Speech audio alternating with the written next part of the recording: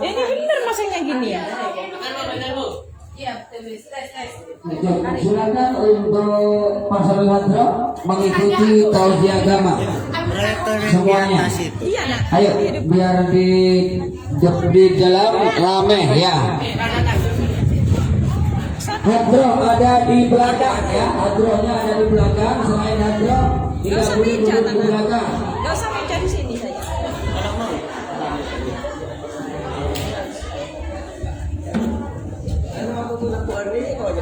Nah, ini taruh sini.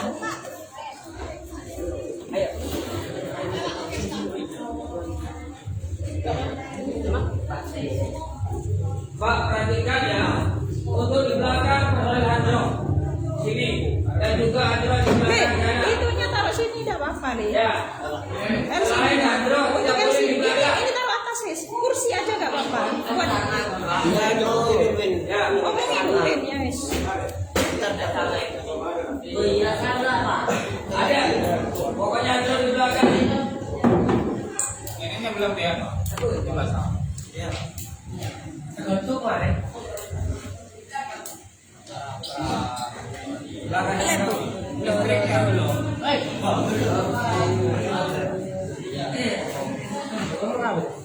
Agak luar lah.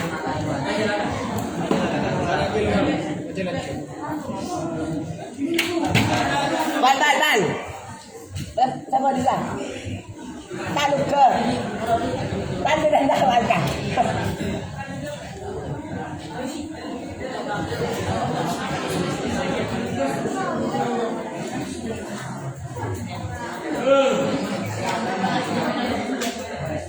Apa taruh ke dah, Pak? Med buya.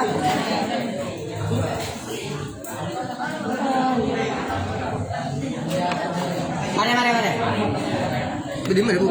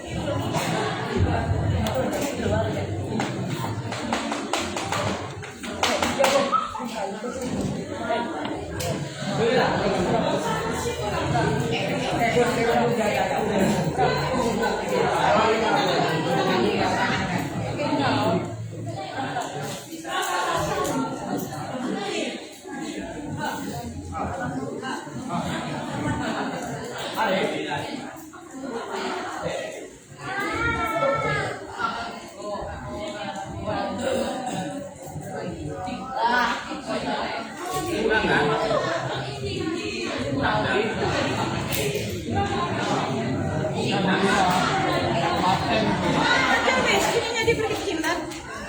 Tapi kan sebatas. Deh, gitu. Terus di atasin. Tapi gak kesenap-senap gitu ya.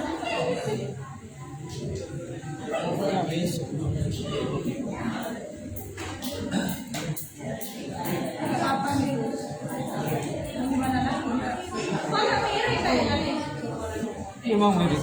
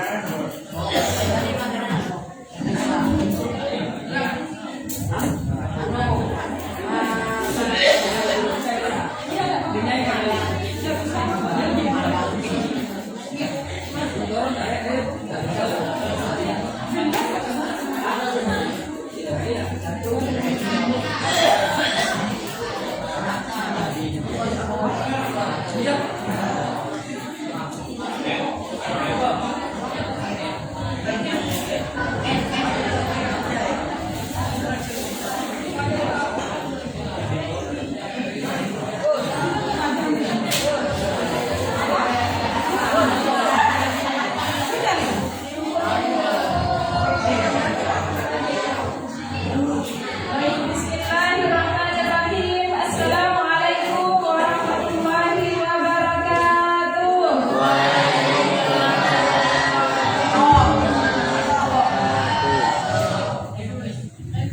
Alhamdulillahilladzi asra bi Rasulillah minal masjidil haram ilal masjidil aqsa. فبارك حوله فصلاة الله وسلامه على حبيبنا سيدنا محمد وعلى آله وأصحابه والتابعين لهم بإحسان إلى يوم الدين. اللهم يا ربنا إنا نسألك محبة حبيبك سيدنا محمد وأعنا يا ربنا على اتباع سنته. اللهم يا ربنا اجمعنا يوم القيامة في الجنة مع حبيبك سيدنا محمد. ورب اشرح لي صدري ويسر لي أمري واحلل عقدة من لساني يفقهوا قولي. أما بعد.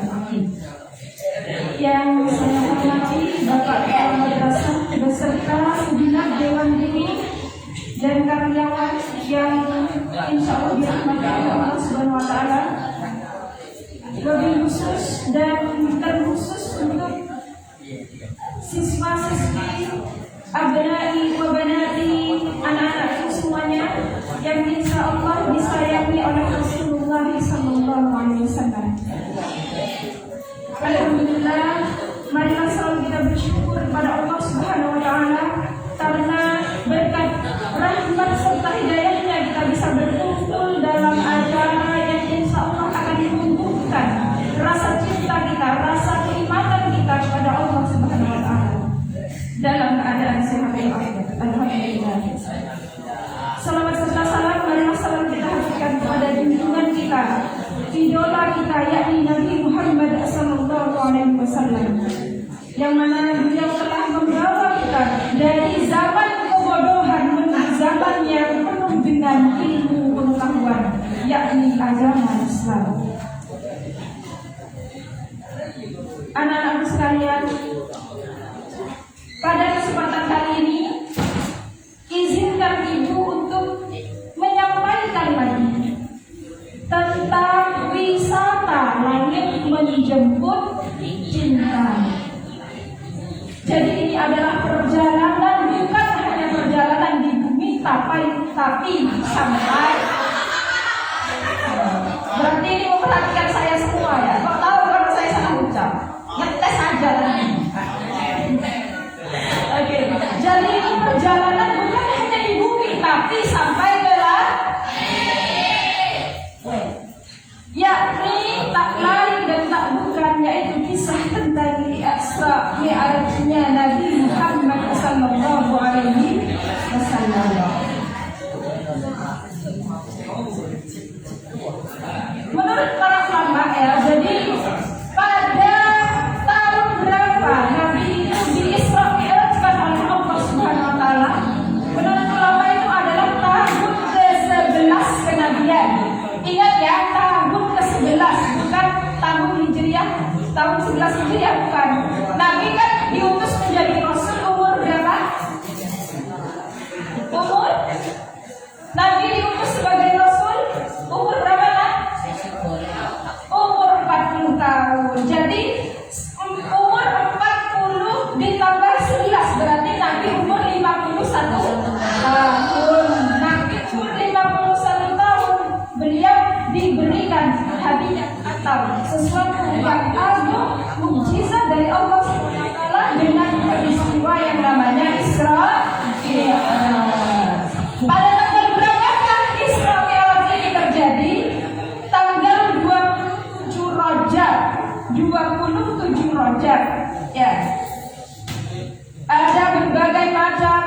pendapat kapan Isra Mi'raj datang. Yang jelas inti dari pembahasan kita adalah hikmah di balik Isra Mi'raj tersebut. Di situ ya, ini karena ketutupan ada tulisan, kenapa perlu kita merayakan Isra Mi'raj? Ya, kenapa kita perlu merayakan Isra Mi'raj? Ada yang tahu jawabannya? Untuk menumbuhkan rasa keimanan kita yang tidak kita pungkiri ya, iman itu kadang turun. Ya, iman itu kadang turun, kadang naik. Kenapa kita melaksanakan peringatan ini? Pertama, untuk menumbuhkan kembali iman dan cinta kita kepada Allah dan Rasul. Bisa dicatat, kenapa kita harus memperingati Isra Mi'raj? Untuk menumbuhkan cinta kita, keimanan kita kepada Allah Subhanahu wa Ta'ala.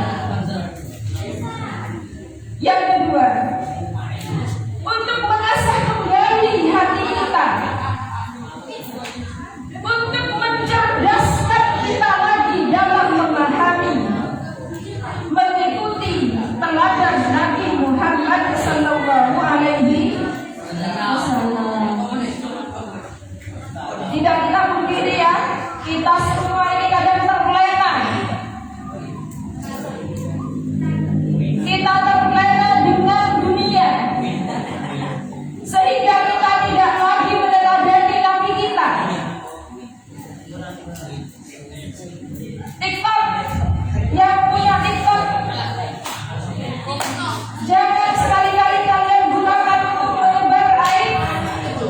Ya, khususnya yang perempuan ini hati-hati. Nabi tidak pernah mengajarkan untuk menebar aurat di situ, joget-joget. Alhamdulillah. Ya, semoga kita terhindar dari hal itu. Nah, Bu, terus gimana Bu kalau masuknya hitam dan lainnya? Gak apa-apa, tapi isi untuk siar meneladani Nabi Muhammad Sallallahu Alaihi Wasallam.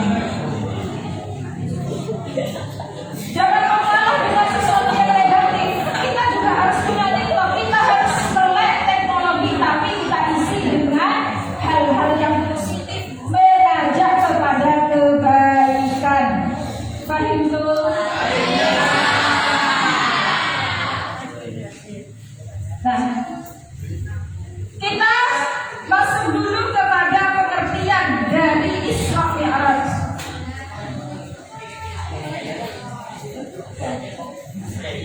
Tidak terlihat ya di sini ya.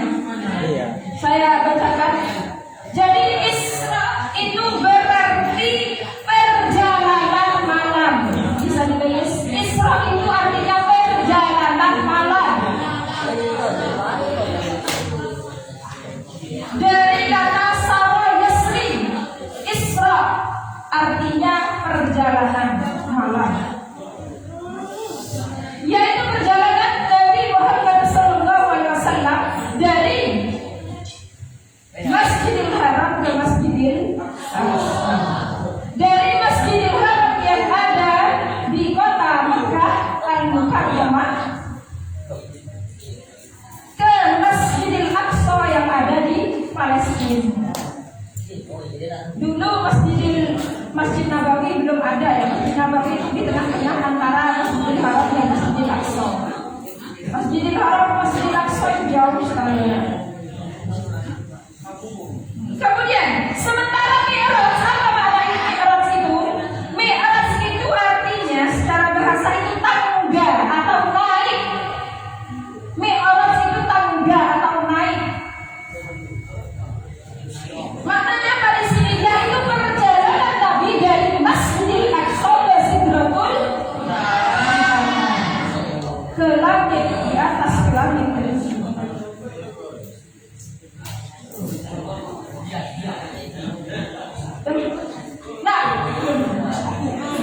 Nah, kemudian mengapa Nabi healing? Di sini ada healing ya, tulisan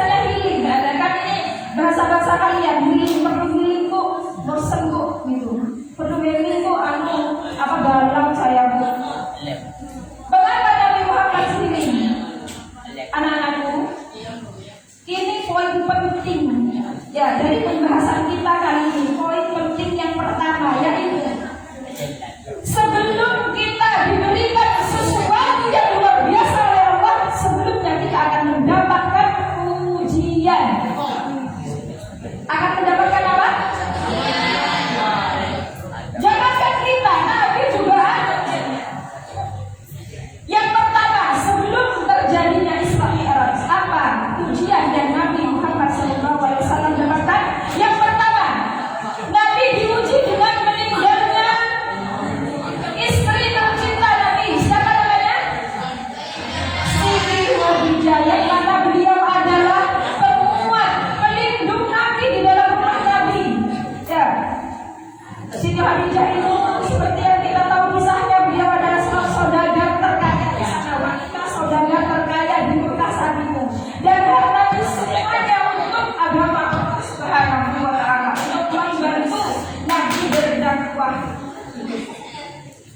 Di tahun ke-10 istri beliau meninggal, dan di tahun yang sama ada paman beliau yang telah menggantikan sosok ayah beliau, yaitu siapa paman Nabi? Abu Thalib. Abu Thalib juga meninggal di tahun itu. Beliau adalah penguat, ada pamer Nabi di luar rumah Nabi. Ketika ada orang yang menjadi Nabi, Abu Thalib itu ada di dalam depannya Nabi.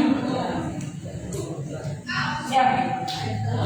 Setelah dua orang yang sangat Nabi kasihi, penguat Nabi, pelindung Nabi itu meninggal, Nabi merasakan kegalauan yang sangat dalam.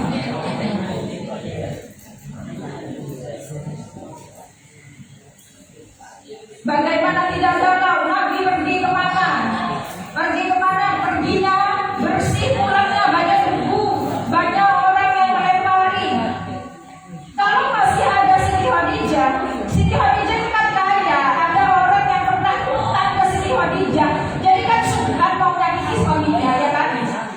Karena Siti Khadijah itu kaya banget. Nah, Siti Khadijah meninggal. Belakang ini, Abu. Alvin ini.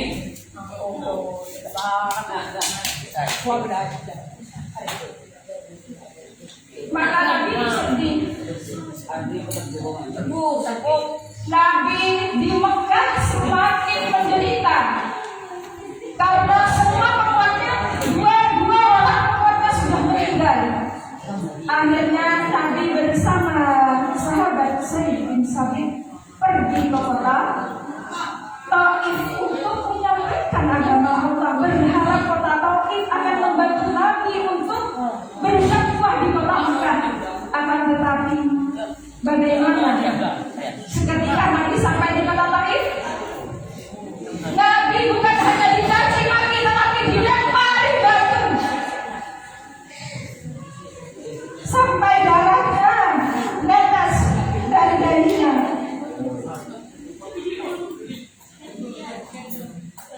Ketika itu Nabi setelah mendapatkan perlakuan yang tidak baik dari kota Taif, Nabi istirahat di sebuah tempat yang teduh, dan Allah Subhanahu wa Ta'ala mengirim malaikatnya untuk apapun yang Nabi Muhammad minta beri.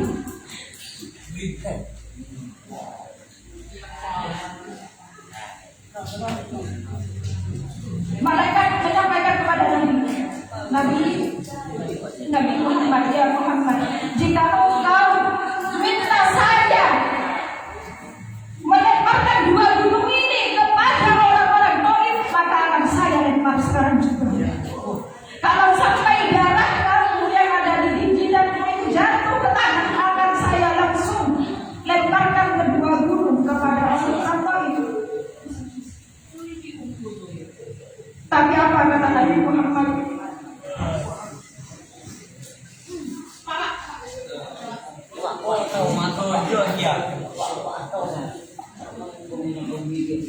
Tidak, wahai malaikat. Mereka berlaku seperti itu karena mereka tidak tahu. Mereka tidak tahu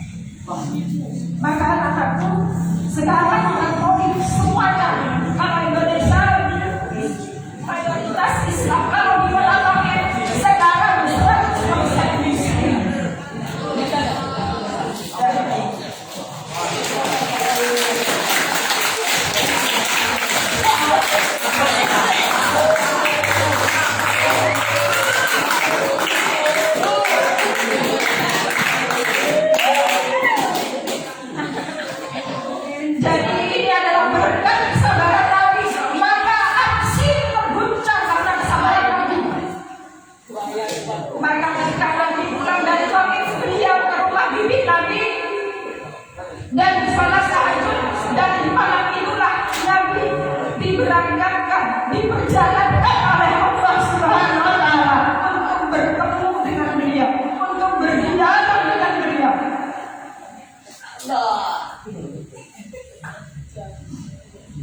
Dalam surat Al-Isra ya, di situ diabadikan. A'udzubillahi minasyaitonir rajim. Bismillahirrahmanirrahim. Subhanalladzi asra. Maha suci Allah. Subhana. Kenapa pakai subhana? Karena di sini menandakan bahwa ini akan menyampaikan sesuatu yang di atas batas kemampuan manusia, tidak masuk akal manusia. Karena bisa dalam semalam Nabi itu diperjalankan dari kota Makkah ke Palestina, kemudian ke Sidratul Muntaha. Ini mukjizat di luar batas kemampuan kita sebagai manusia. Dan ini harus kita yakini bahwa Isra Mi'raj ini benar-benar terjadi.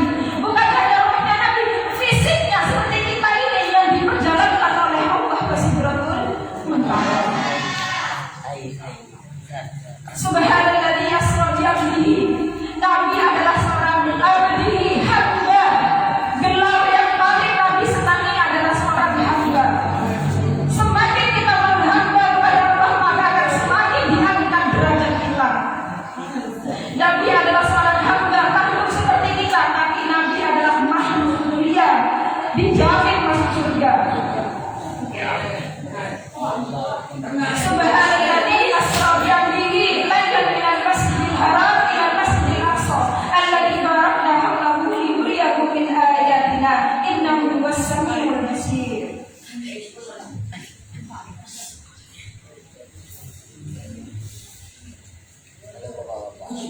Nah, Nabi dari Masjidil Haram ke Masjidil Aqsa kemudian ke Sidratul Muntaha itu jalan apa bagaimana?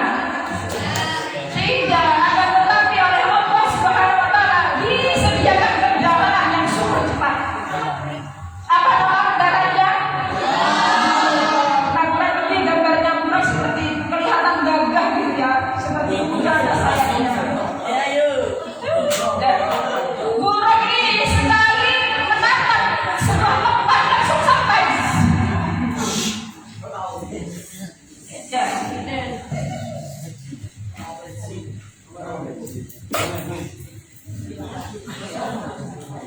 Jadi jarak Masjidil Haram ke Masjidil Aqsa kalau ketika waktu saat Nabi itu diperjalankan itu memakan waktu berbulan-bulan. Ya, kalau sekarang pakai pesawat itu kurang lebih 2 jam katanya.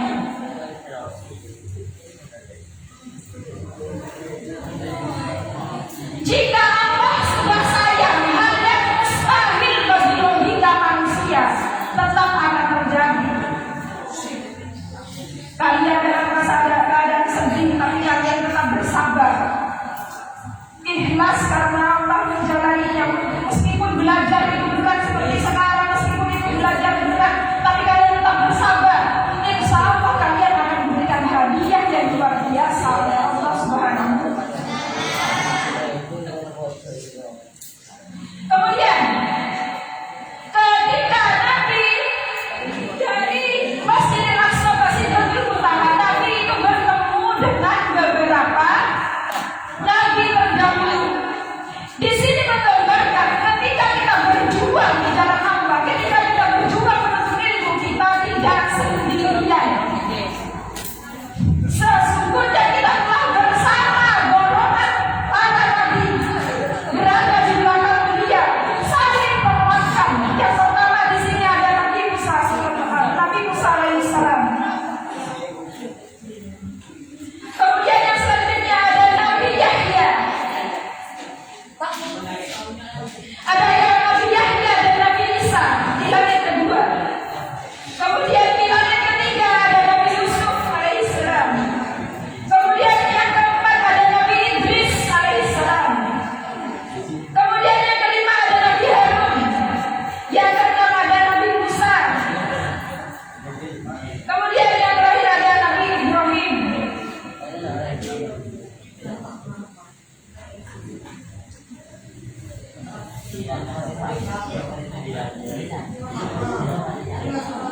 Yang pertama ada Nabi Adam ya, saya tadi bilang apa? Oh, Nabi Adam alaihissalam. Jago jangan, Mbak. Nabi sebelum bertemu Rasulullah, Nabi itu sempat melewati batas waktu zaman bertemu kepada Nabi terdahulu, yaitu Nabi Adam, Nabi Yahya dan seterusnya. Dan beliau di situ berdoa saling memeluk dan bersolat berjamaah. Dan imamnya adalah Nabi Muhammad sallallahu alaihi wasallam.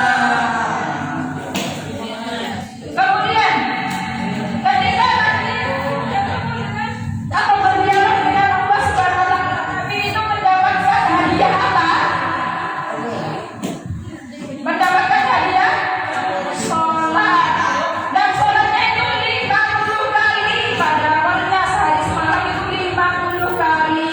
Kemudian turun dan bercerita kepada Nabi Musa, umatnya disuruh untuk beribadah sholat selama sebanyak 50 kali. Nabi Musa menjawab, komen. Ya komen.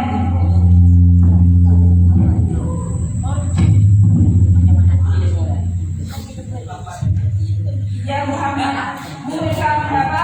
Umat kamu kecil-kecil. Umat saya yang gede-gede aja juga mampu apalagi hambamu. Balik lagi sampai 9 kali dikurangi 5 akhirnya.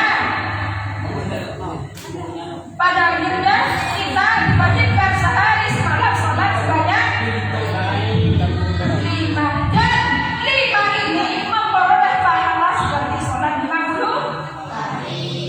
Jadi ayo semangat sholat. Sholat itu adalah apa disadikan? Wahyu, perintah untuk kita yang Nabi terima bimbangin di atas langit. Di Sidratul Muntaha.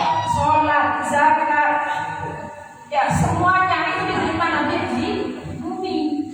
Khusus sholat Nabi masih dinaikkan ke atas Sidratul Muntaha untuk menerima apa sesuatu ibadah yang sangat luar biasa, yang akan memberikan kita ketenangan, menyembuhkan kita ketika kita sedang galau. Ya, curahkan semua keluh kesah kalian dalam sholat, setelah sholat. Di sini ditulis ya, jarak antara Masjidil Haram ke Masjidil Aqsa itu sekitar 1.240 kilometer. Ya.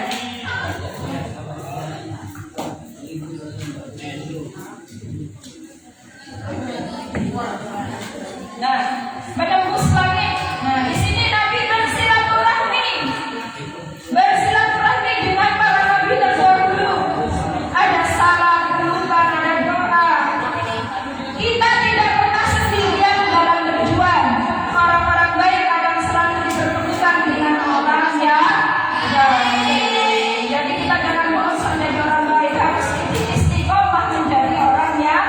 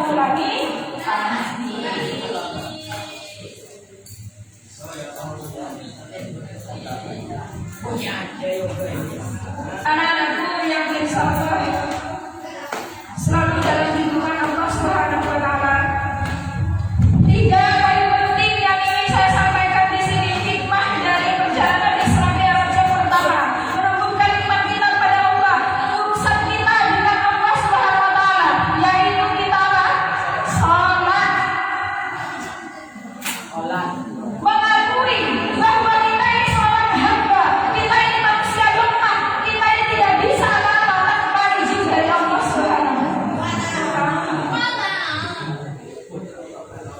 Dan ini dia bagikan ketika kita sholat, ketika tahiyat akhir.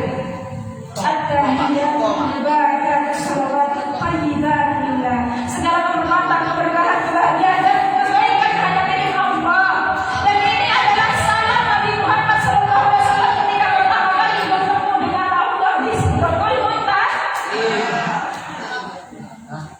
Kalau Nabi bilang assalamualaikum ya Allah, salam dan keselamatan itu yang membuat Allah, yang memberikan Allah, bukan seperti itu. Kalau salam kepada Allah itu apa? At-tahiyatul mubarak shalawat thayyibatillah.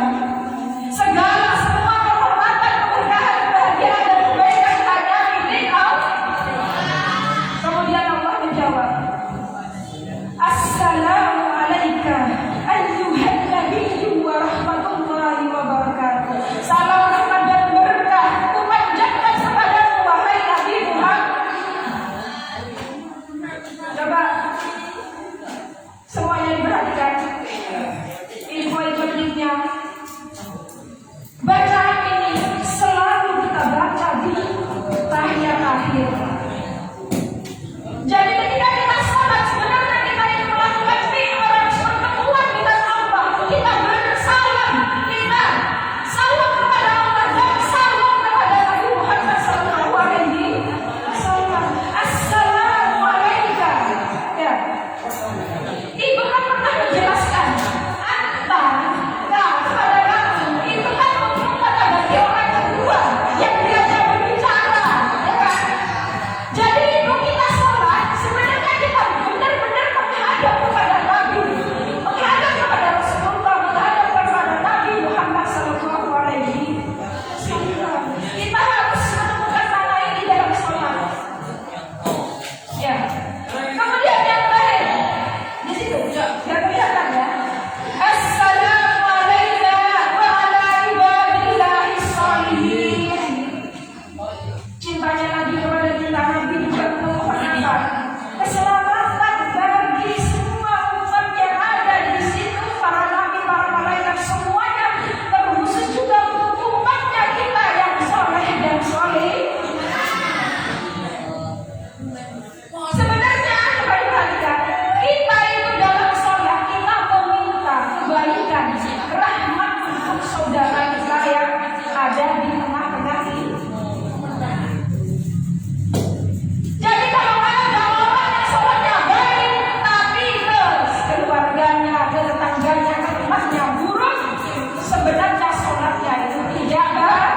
Tidak baik. Kalau urusan kita dengan Allah dan Rasulullah baik, pasti urusan kita dengan umat Nabi Muhammad pasti baik. Contoh, ada salah satu dari kalian mendapatkan sebuah kebahagiaan, juara, dapat rezeki. Kira-kira kita tenang ketika kita melihat orang lain bahagia, apa yang kita rasa habiskan? Ikut senang mengucapkan selamat, bukan malah mengejek.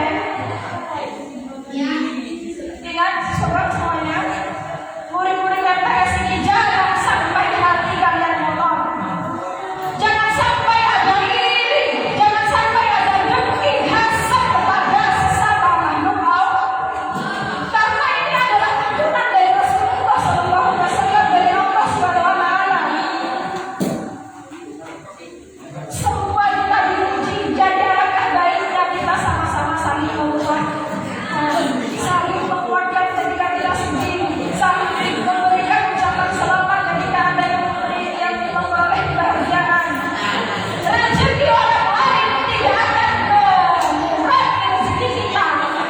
Ya, Allah itu Maha Kaya, jadi ayo sama-sama kita bahagia bersama seperti itu. Jangan ada iri, dengki. Jangan ada ucapan yang merendahkan, mengandung provokasi.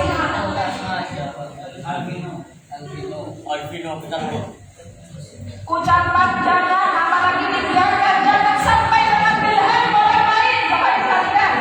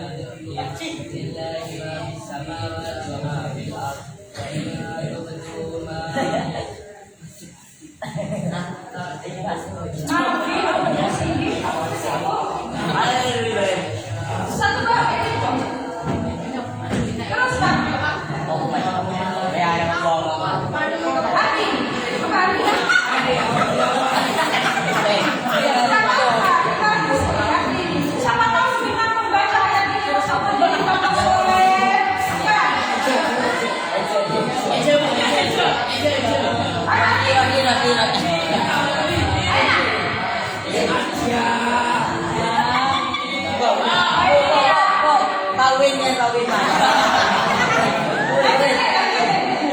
ini aja dia bisa lihat di rumah nanti.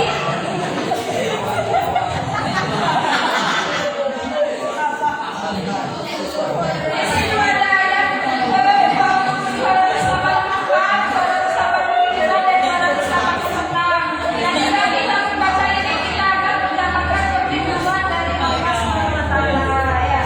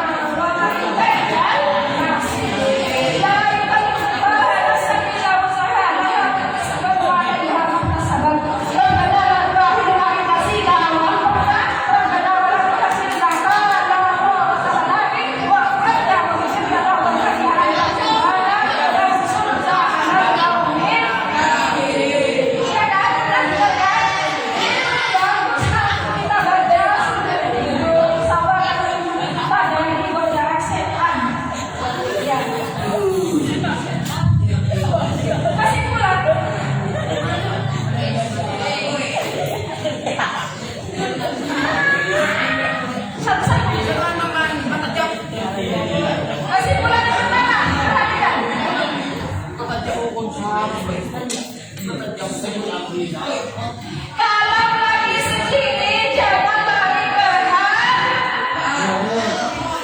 negatifkanlah ke Allah Subhanahu wa Ta'ala. Allah punya kejutan besar untuk orang yang sabar. Bu, saya beberapa cinta dari tangan saya apa? Kira-kira siapa yang rugi? Ya, kita sekarang melayani suami orang ini kita belajar cerdas ya. Kita belajar cerdas. Kalau kita punya masalah sabar, sholat. Selesai bisa kita sholat sabar dan sholat. Kemudian yang kedua, kalau kita sudah dapat perhatian dari Allah, pujian atau hinaan manusia tidak akan ada artinya. Bu, saya sudah belajar, Bu. Saya sudah usaha sampai jam tidur, tapi kok nilai saya tetap kecil, Bu. Kira-kira kalau kalian bersedih karena hal itu, kalian berharap nilai dari guru apa? Berharap dari Allah SWT? Ya, kalau kalian bersedih berarti berharap karena kepada guru. Kalau kalian berharap pada Allah, setiap detik, setiap jeripaya kalian belajar itu Allah hadiahkan sebuah pahala.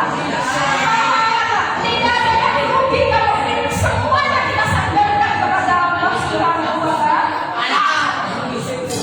Berapa? Ya. Bisa menaikkan dia. Oh, Bu, saya sudah belajar, Bu. Padahal penampilan saya sudah bagus, tapi kok saya nggak juara, Bu. banyak apa? Wah, kenapa?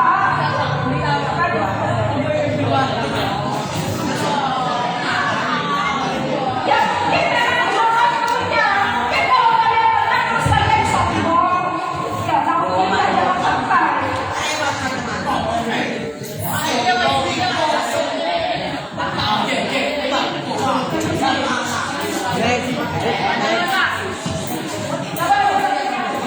Sholat itu bukan beban, tapi hidup terbaik. Refleksi terbaik kita sebagai hamba.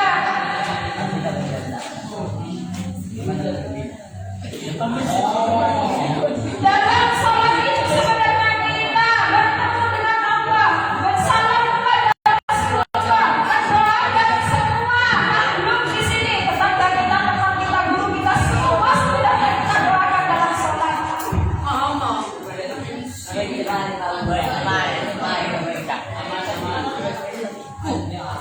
Jadi kalau masih ada dari kalian yang melakukan sesuatu yang dibenci oleh Allah, yang maksiat, berarti sholatnya belum benar.